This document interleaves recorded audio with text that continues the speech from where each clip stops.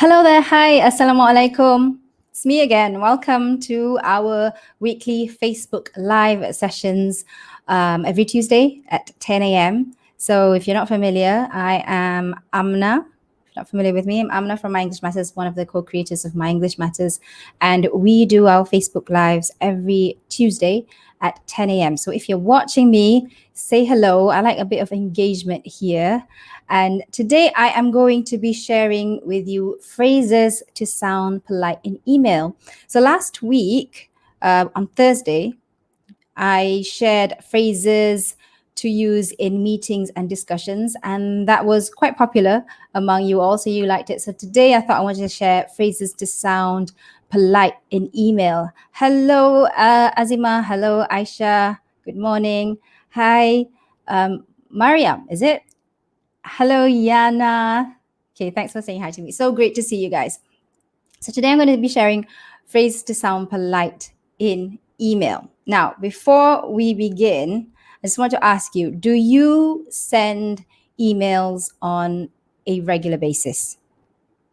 For me, I do. I write every single week. I write emails every single week to our subscribers and to our contractors and people in the My English Matters team. So we write emails on a regular basis. And one thing that I notice about writing email is that it's a little bit different from speaking because you have to be extra careful that you sound polite.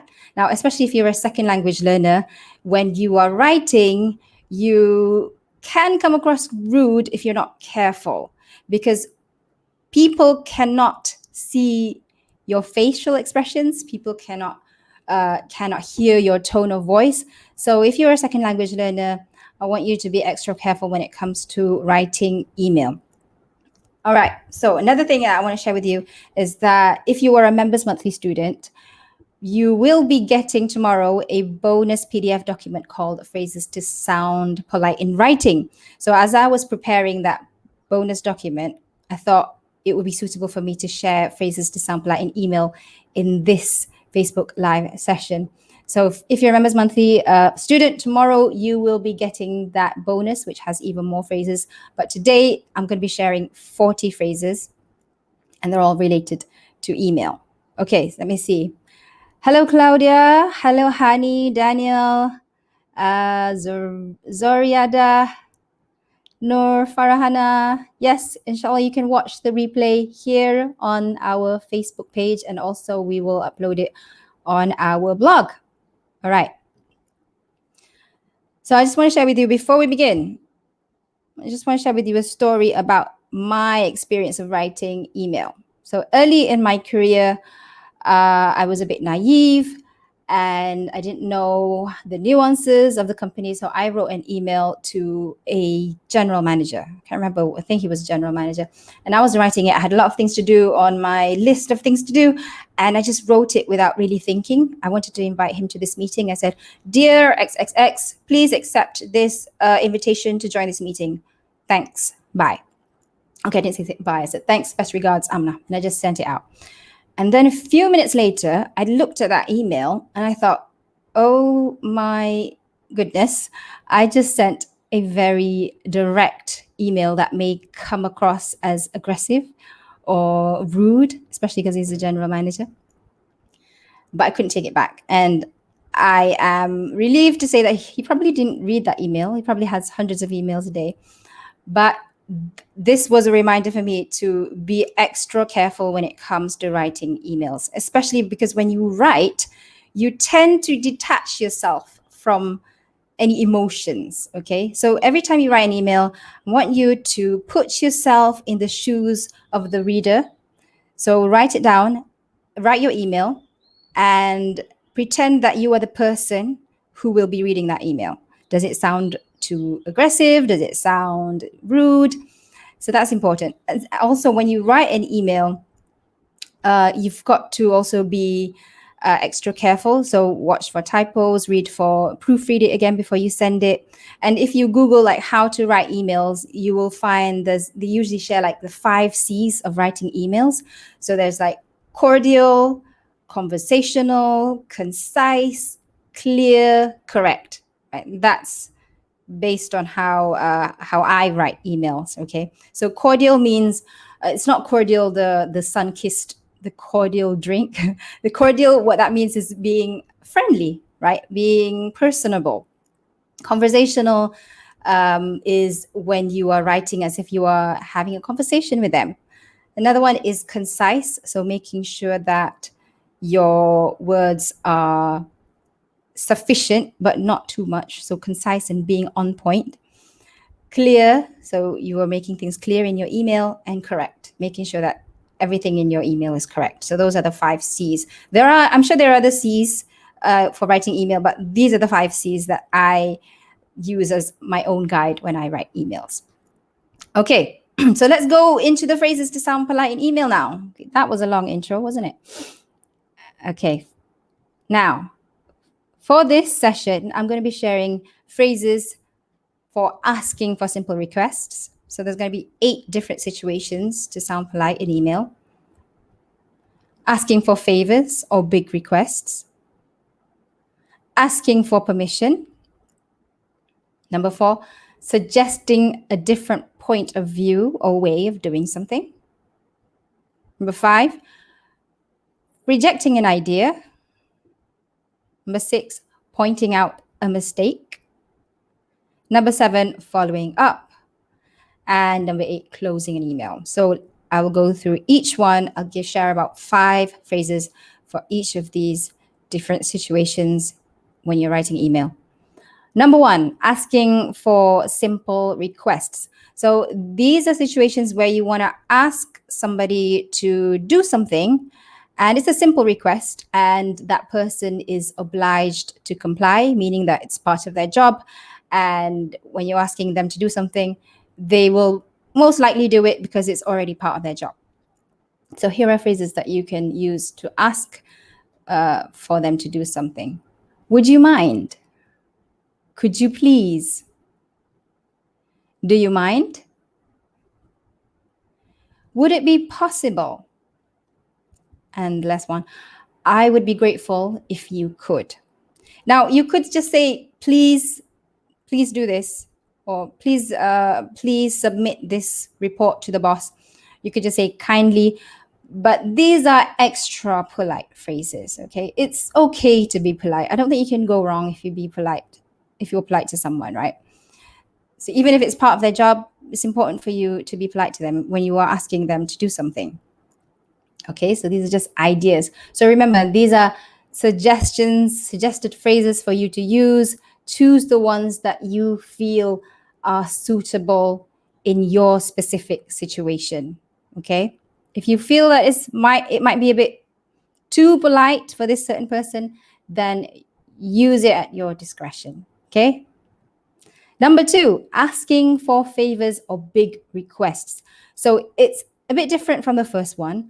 These are phrases that you can use when you are asking for someone to help you with something and it's not really part of their job. So they could say yes or they could say no. So they are not obliged to comply. I was hoping you could. I was wondering if you could. Do you think you might be able to? Could you possibly? Would it be too much trouble if? Okay? So write it down. If you don't have time to write it down, it's okay. Maybe just write down 1 or 2 phrases that you like, that you think are suitable for you. And remember, when you're using these phrases, choose the ones that would sound most natural to you based on your level of English, based on your fluency, based on your pronunciation. If it's too hard for you to say, could you possibly, don't use that. If it doesn't come naturally to you, if it sounds a bit weird, choose the ones that are most easy for you. Number 3, asking for permission. So this is for situations where you may ask for a vacation or you want to ask for time off from your boss. So asking for permission for something or permission to use an equipment that you that would require your boss's permission or somebody at high level from you. I'm considering, would that be all right with you? So you're just considering first. I was wondering if I could. Would it be okay if I? Do you think I might be able to? Would you mind if I? Okay, so these are polite phrases to ask for permission. Number 4, suggesting a different point of view or way of doing something. So, for example, somebody sends you an email and they are suggesting something, and you want to suggest something else or a different point of view or a better way of doing something. So here are phrases that you can use to suggest those kinds of things. What about if? Maybe we could something instead, or maybe we could just. I thought it might be a good idea to. Here's another way we could look at this, right? So this is suitable for when you want to give a different point of view to something. We can also consider this. So this is suggesting a different way of doing something, a different idea. What about number 5, rejecting an idea? So imagine that your contractor or somebody that you hire, they give you an idea through email and you want to reject the idea. You don't approve of the idea. How do you say that in a way that is polite? I'm not sure that. Okay, that's a bit more indirect. I'm not sure that. I'm afraid this might not work. Unfortunately, we can't move ahead with this proposal. So that is a bit more clear. You're saying it that you can't move ahead with this proposal. Can we think of an alternative idea or solution, a proposal? So I wrote there, can we think rather than can you think? We sounds more, it sounds more polite when you say we, because it's like more like a collaboration rather than you're just pushing everything to that person to think of another idea or another solution. So can we think of an alternative idea? Or can we think of another idea? Can we think of another solution? So even though you might not even be in the process of thinking of an alternative idea, it's nice to say, can we think? Aki says, I don't think this is a good idea.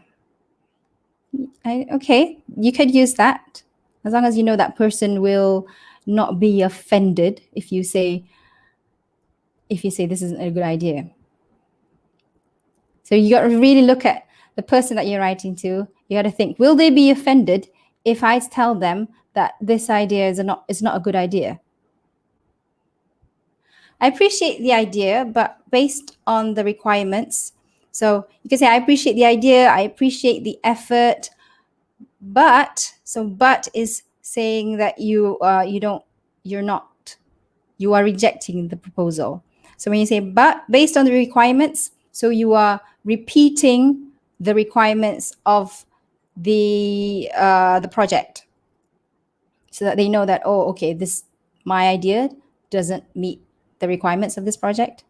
Okay, so that's how you say indirectly that you are rejecting the idea, by saying that you appreciate the work, but based on the requirements, you're reminding them what the requirements are.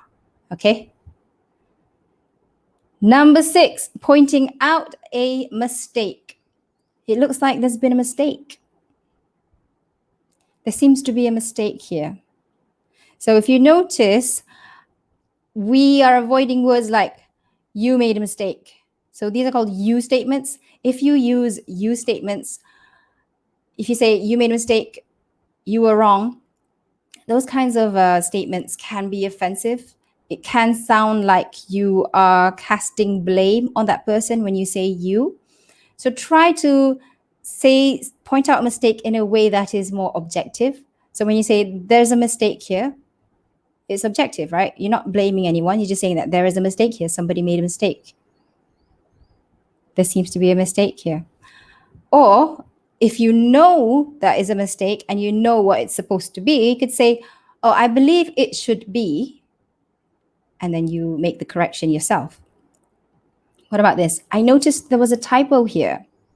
So typos are normal. So when you say there is a typo, people are less likely to be offended. If it is a typo, if you know it's a typo, the mistake is a typo, it's okay to point it out. People are not so offended if you point out a typo because typos are normal. Everybody makes typo mistakes. So I noticed there was a typo here. It would be great if you could double check on this. So I wrote that it'd, which is a contracted version of it would. So it would be great if you could double check on this, right? And when you say this, it would be great if you could double check on this. What you could do is you could copy the mistake and then paste it in your email. So you would ask them to double check on something, right? If you know that there's a mistake and they need to correct it, okay? So choose the ones that are suitable for your situation. Number 7, following up. So this is something that many of our students say they have trouble with doing because we don't like following up. We don't like to nag people, right? Especially those kinds of people who we give them work and they just keep quiet and we don't know whether they've done the work and we feel a bit, not really comfortable to ask them how they're doing the work. But following up is necessary, especially if it's an important project to you. So these are phrases that you can use to follow up with someone. Have you had the chance to work on, right? So, dear Aisha, have you had the chance to work on the video? Okay. Or you could say, and then I put space there. You could fill it up with the task. How's the project going? Do you need any help on it? So you could ask, do you need any help on it? If you genuinely want to help them, right? Or you know that you can give them advice to help them on it. Do you need any help on it, right? So, but if you don't want to give them any help, you don't need to ask, do you need any help on it? When do you think you'll be able to work on? Okay. When do you think hi, Aisha, when do you think you'll be able to work on XXX? Or you could say, I know you're busy with this, but when do you think you'll be able to work on the task that we had talked about last week, for example? Another one, it would be great if you could provide an update on. It would be great if you could provide an update on. And then you specify the task. I wanted to follow up on the task. Let me know if you have any questions about it. Okay. So imagine that you had to follow up to the same person 5 times. Try using these different phrases for the 5 times that you have to follow up with them. Okay. Number 8. This is the last one, closing an email. So closing an email is usually quite simple. So you could just say, I look forward to hearing from you. And then you close it with, thanks again, best regards, kind regards, sincerely. 5, sincerely.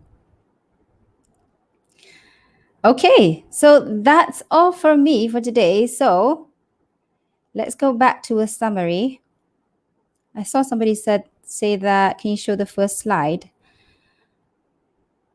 So we talked about asking for simple requests, asking for favors or big requests, asking for permission, suggesting a different point of view or way of doing something, rejecting an idea, pointing out a mistake, and following up. So I shared 40 phrases, I think one more, closing an email. So I shared 5 different phrases for each situation, the 8 situations here. I hope it's been helpful. Do you have any questions? Let me just go through the comments if you have any questions. Aki says, I tried to call you, but you are not available. Let me know when you are able to talk. Yep, that sounds about right. Just say, let me know when you are able to talk. Nurul, if you could tell me the progress of X project. This sentence doesn't seem complete. You could say, it would be great if you could tell me the progress of project X. All right. Another one from Nurul. If I may point out a mistake here. Sounds fine because you say, if I may point out a mistake here. Sounds polite enough. Remy, something wrong here. Sounds okay, but the correct way would be something like, there is something wrong here, or I noticed something wrong here, okay, because this is an incomplete sentence. Okay, let me see the other comments. Razaidi says, unfortunately, is not my work. I wonder what situation this is for. Is it for pointing out a mistake? Okay. Then Nenek Mok says, may I join your class, madam? Walaikum salam. Yeah, you can join our Facebook Lives every Tuesday. And we also have our online class once a month. It's called Members Monthly.